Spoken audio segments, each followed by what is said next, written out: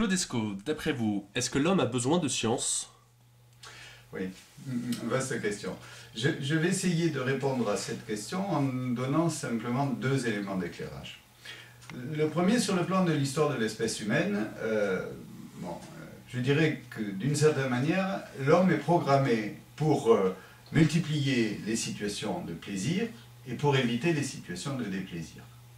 C'est-à-dire qu'au sein du cerveau, il y a des circuits neuronaux qui se mettent en place, circuits neuronaux d'appétence, qui récompensent par du plaisir la situation vécue. Alors récompenser par du plaisir, ça veut dire essentiellement la sécrétion de dopamine, qui est l'hormone du plaisir. Et donc, le développement neuronal, tout au long du développement de la personne, va faire qu'on va rencontrer des situations comme ça, et que ces situations-là, l'individu aura envie de les développer, de les renforcer, de les amplifier, et donc de cette manière adapter son comportement pour développer ce genre de situation. C'est la situation qui fait que, par exemple, la mère, dans son rapport avec l'enfant, va générer des situations comme ça. Ensuite, c'est l'environnement qui en générera, et l'enfant se construira de cette manière-là, avec ces situations qui vont construire sa personnalité. Et c'est sur cette situation-là que se construit le sentiment de curiosité. La curiosité, c'est finalement l'envie de découvrir de nouvelles situations qui vont générer du plaisir. Mais en même temps, dans le cerveau, se développent de manière antagoniste des réseaux neuronaux qui sont les réseaux de l'aversion, qui génèrent des comportements quand on est dans une situation très désagréable. Comportements de fuite, c'est-à-dire qu'on essaie de les éviter au maximum, et quand on n'arrive pas à les éviter, ça sera des comportements de défense, voire d'agressivité. Et que donc, chaque fois qu'on va se trouver dans une situation de ce style-là, on essaiera de la fuir, de l'éviter, ou ça générera donc ce que je disais. Et donc sur ces questions-là, quand on est dans une situation où on ne sait pas très bien si ça va être une situation désagréable ou pas, ça crée de l'inquiétude. Ça crée de l'inquiétude et ça peut même aller jusqu'à créer de la peur quand l'inquiétude peut se révéler être un danger. Et donc l'homme a développé tout un tas de stratégies qui lui permettent, pour dépasser ses peurs, d'essayer de comprendre ce qui se passe.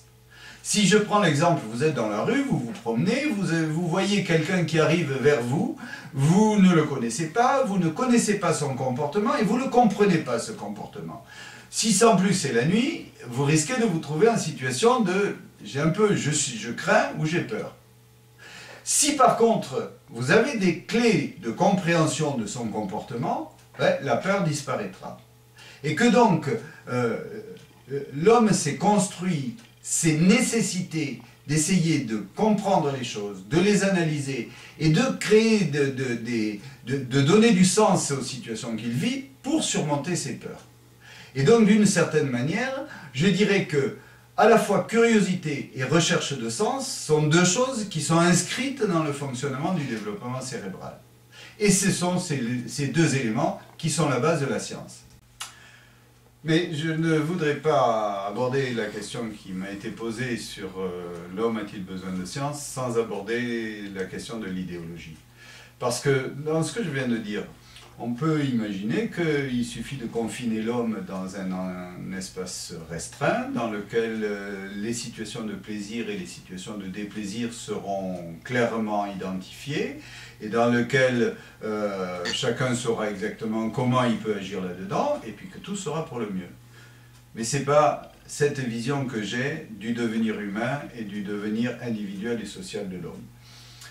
Moi, je reste fondamentalement persuadé que ce qui fait le plaisir de vivre, c'est le développement de la personne.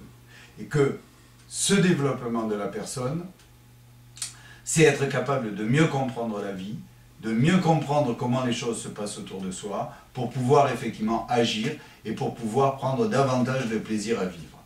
Et que donc sur ces questions-là, il me semble que tant que je peux progresser, que ce soit sur le plan matériel, sur le plan humain, sur le plan relationnel, sur le plan intellectuel, chaque fois que j'aurai l'impression que je progresse, j'aurai l'impression de vivre. Et du coup, moi, en tant qu'éducateur, c'est ça que j'ai envie de développer. Ce que j'ai envie de développer, c'est d'une part de favoriser les situations de curiosité, les situations de questionnement qui vont ouvrir à de nouveaux plaisirs de la vie. Ce que j'ai envie de développer, c'est favoriser l'analyse et la construction de sens qui vont permettre de passer par-dessus ces craintes, passer par-dessus ces peurs. Et on sait combien ces questions de peur sont des questions génératrices d'angoisse et sont aussi souvent la base de tout ce qui est le comportement raciste ou xénophobe. Et puis, c'est d'autant plus renforcé par l'idée que je sais que l'homme est un animal social. Et que donc, mon développement personnel dépend du développement de l'autre. Et alors quand je dis mon développement personnel dépend du développement de l'autre, je ne dis pas qu'il se fait contre le développement de l'autre, je dis qu'il se fait avec le développement de l'autre. Je sais que j'ai besoin de l'autre pour me développer.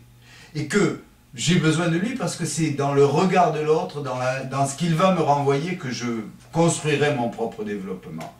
Et donc, plus l'autre va se développer, plus moi je me développerai. Et que donc c'est cet élément-là qui est la construction du regard que je porte idéologiquement sur le devenir de l'ensemble des gens dans la société. Et donc c'est au travers de ces questions-là que j'ai envie de répondre maintenant à la question, mais finalement, est-ce que l'homme a besoin de science? Et je répondrai par 3 affirmations. La première, la science, ça construit et ça ouvre à la curiosité, au questionnement, comme je venais de le dire, donc ça permet de développer les capacités d'action. La deuxième, la science, ça suscite l'analyse, la réflexion, la mise en ordre, la théorisation, c'est le fonctionnement de la science, et donc ça permet de dépasser ses peurs, parce que ça permet de donner du sens à sa vie. Et la troisième chose, c'est que la science, c'est un outil de partage, parce que c'est un outil de culture. On ne pourrait pas comprendre qu'un chercheur qui a fait une découverte, il la garde pour lui, et puis l'emporte avec lui dans sa tombe. Ça n'a pas de sens. La science, c'est quelque chose qui se partage, et c'est donc quelque chose qui est au service de l'ensemble des gens. Et donc, autour de ces questions-là, je dirais, et dans ce sens-là, oui, l'homme a besoin de science. Et je conclurai en citant Jacquard, parce qu'il me semble que finalement, être, c'est quand même d'abord s'interroger.